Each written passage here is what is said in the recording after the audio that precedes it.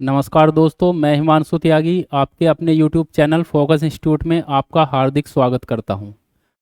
और आज आपके लिए मैं लेकर आया हूं बहुत ही बेहतरीन ट्रिक के साथ हिंदी साहित्य का मैटर। और डेली हम 5 क्वेश्चन हिंदी साहित्य के क्या करेंगे। चैनल को सब्सक्राइब कर लेना अगर वीडियो अच्छी लगे, ताकि डेली आपको 5 क्वेश्चन हिंदी साहित्य के मिलते रहें। क्वेश्चन इस प्रकार से कराए जाएंगे कि जैसे आप पेपर में जाकर क्वेश्चन देखोगे और क्वेश्चन में आपसे पूछेगा, किसी भी रचना को पूछ लेता है, 4 से 5 क्वेश्चन पूछ लेता है, चाहे यूपी पुलिस कांस्टेबल का पेपर हो, चाहे पैट का पेपर हो, चाहे यूपी ट्रिपल एससी का कोई दूसरा वनडे एग्जाम हो। जिस भी पेपर में साहित्य पूछता है, अगर किसी भी क्वेश्चन में हिंदी पूछ रहा है तो उसमें साहित्य के 3 से 4 क्वेश्चन जरूर पूछता है। उसमें एक रचयिता का नाम दे देगा, किसी लेखक का नाम दे देगा, रचना पूछ लेगा उसकी क्या है, या कोई रचना दे देगा और ये पूछ लेगा कि किसने लिखी है। तो डेली 5 क्वेश्चन करेंगे एक शॉर्ट वीडियो के माध्यम से और बहुत ही बेहतरीन ट्रिक के साथ। जैसे ही पेपर में जाकर क्वेश्चन देखोगे उसके बाद ऑप्शन देखोगे 4, और उसके तुरंत बाद तुम्हें ऑप्शन देखते ही ट्रिक याद आ जाएगी। क्वेश्चन और ऑप्शन को देखते ही ट्रिक याद आ जाएगी और ट्रिक से पता चल जाएगा इसका आंसर क्या है। देखो 5 क्वेश्चन करते हैं।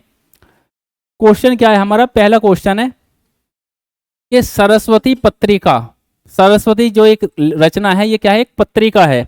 सरस्वती पत्रिका के रचयिता कौन है? ऐसे आपसे क्वेश्चन पूछ लेगा। नीचे 4 विकल्प दे देगा और जिनमें सही विकल्प है वो तो देगा ही देगा। तो इसका सही विकल्प क्या हो जाएगा? सरस्वती पत्रिका जो है किसने लिखी है?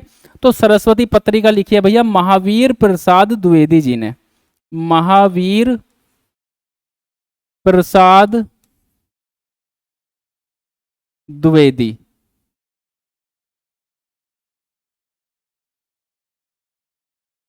महावीर प्रसाद द्विवेदी जी ने। अब याद कैसे करेंगे? क्वेश्चन मिलेगा आपको सरस्वती नामक पत्रिका किसने लिखी है, 4 ऑप्शन मिलेंगे जिनमें एक ऑप्शन होएगा महावीर प्रसाद द्विवेदी। तो आपको कैसे याद आएगा कि सरस्वती पत्रिका महावीर प्रसाद द्विवेदी जी ने लिखी है?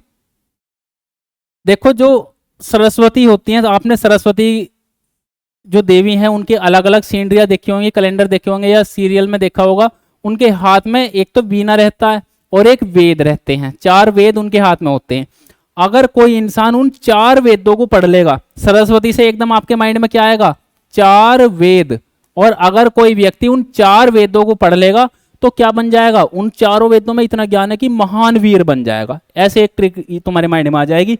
सरस्वती देवी की जो मूर्ति होती है उनमें 4 वेद होते हैं उनके एक हाथ में, और वेद अगर कोई पढ़ लेगा तो क्या बन जाएगा? महान वीर बन जाएगा। और इसमें क्या आ रहा? महा से महान वीर, तो एकदम लगा देना महावीर प्रसाद द्विवेदी। याद रहेगा, कभी नहीं भूलने का। अगर भूलना चाहोगे तो भी नहीं भूलने के। इतनी बेहतरीन ट्रिक है। इसके बाद है अगली रचना की अशोक के फूल के रचनाकार कौन है? अशोक के फूल के रचनाकार कौन है? तो कौन है? हजारी प्रसाद द्विवेदी हैं जी। हजारी प्रसाद द्विवेदी। हजारी प्रसाद द्विवेदी हैं। अशोक के फूल के रचना, अशोक के फूल जो हैं इस नाम से जो रचना करी गई है, किसने करी है? हजारी प्रसाद द्विवेदी। देखो कैसे याद रखोगे।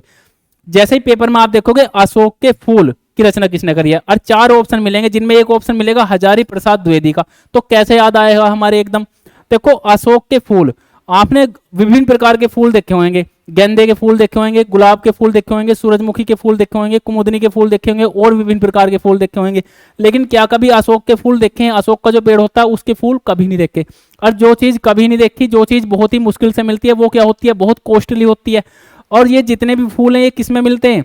200 रुपये, 250 रुपये, 300 रुपये, 400 रुपये या 500 रुपये किलो में मिल जाएंगे। लेकिन अशोक के जो फूल हैं जो कहीं नहीं देखे आज तक किसी ने, तो वो अगर वो लेने हैं तो किस में मिलेंगे? कम से कम हजारों में मिलेंगे, हजारों रुपए किलो में मिलेंगे। तो जैसे ही अशोक के फूल, तो एकदम माइंड में क्या आएगा? हजारों रुपए में मिलेंगे, और हजारों हजारी प्रसाद द्विवेदी। याद रहेगा। इसके बाद तीसरी रचना आज की याद करते हैं कि अंधेरे बंद कमरे किसकी रचना है? तो किसकी रचना है जी? मोहन राकेश। क्या कह देंगे? मोहन राकेश। मोहन राकेश की रचना है। इसके बाद अगली है, ये तीनों एक ही ट्रिक में बता दूंगा, एक ही ट्रिक से तीनों कवर हो जाएंगी।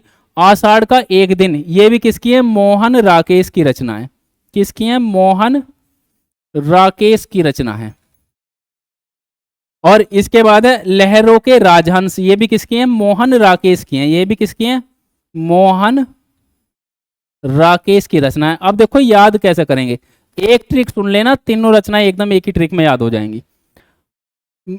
कहानी सुनो ध्यान से। मोहन और राकेश, ऐसे समझ लो जैसे ये दो भाई हैं अलग अलग, मोहन और राकेश, छोटे छोटे दो भाई हैं।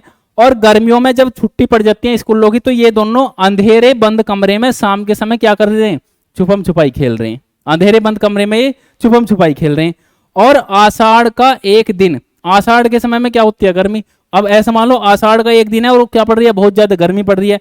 तो इन्होंने क्या विचार बनाया, जब अंधेरे बंद कमरे में खेल रहे थे शाम के टाइम, कि भाई कल की हमारी छुट्टी और कल हम कहाँ जाएंगे, किसी राजबाहे में नहाने जाएंगे क्योंकि गर्मी बहुत ज्यादा है। तो अंधेरे बंद कमरे में खेल रहे थे कौन, मोहन राकेश। आषाढ़ का समय था, आषाढ़ के एक दिन इन्होंने कहा कि भाई गर्मी बहुत है तो क्या करेंगे, राजबाहे में नहाने जाएंगे। और राजबाहों में क्या है, पानी की लहरें, तो लहरों के राजहंस, याद रहेगा, राजबाहे से याद आ जाएगा लहरें।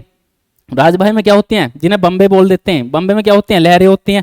तो अंधेरे बंद कमरे में मोहन राकेश खेल रहे थे। उन्होंने कहा कि आषाढ़ के एक दिन भाई गर्मी बहुत है, क्या करेंगे, अगले दिन लहरों में नहाने जाएंगे, बम्बे में नहाने जाएंगे। तो लहरों के राजहंस राजबाहे में नहाने जाएंगे। तो याद रहेगा, एक एक ट्रिक याद रखनी है और 5 रचनाएं तुम्हें याद होगी। तो इसी प्रकार से डेली 5 रचनाएं आपको याद करूंगा, बहुत ही बेहतरीन ट्रिक के साथ। जो हिंदी साहित्य का हमारा मैटर है, भयंकर ट्रिक के साथ आपको याद कराई जाएंगी। कम से कम 300 से 400 क्वेश्चन इसी प्रकार से आपको याद कराऊंगा।